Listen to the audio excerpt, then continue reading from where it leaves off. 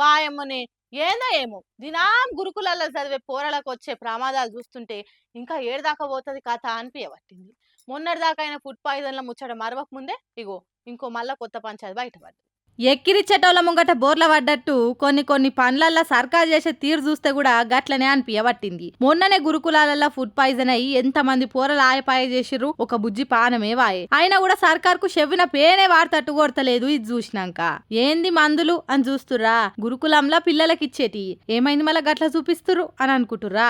అవిటినో పారి సరిగ్గా చూడుర్రి, మందుల మీద తారీఖు ఏముందో అది ముచ్చట.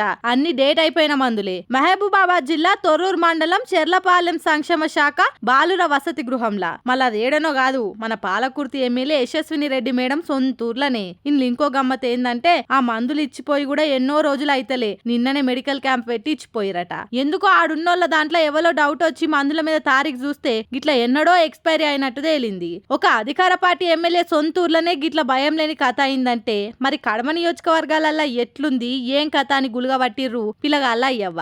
ఇప్పటికే ఓ దిక్కు ఫుడ్ పాయిజన్లు అవుతున్నా కూడా ఇంకా భయం వస్తలేదంటే ఎందుకంత నిర్లక్ష్యం సర్కార్కు బీద పిల్లలంటే, ఎందుకంత చిన్న చూపు? అన్ని సౌలతులు చక్కగా లేకనే కదా గురుకులాలలో చదివిపిచ్చేది.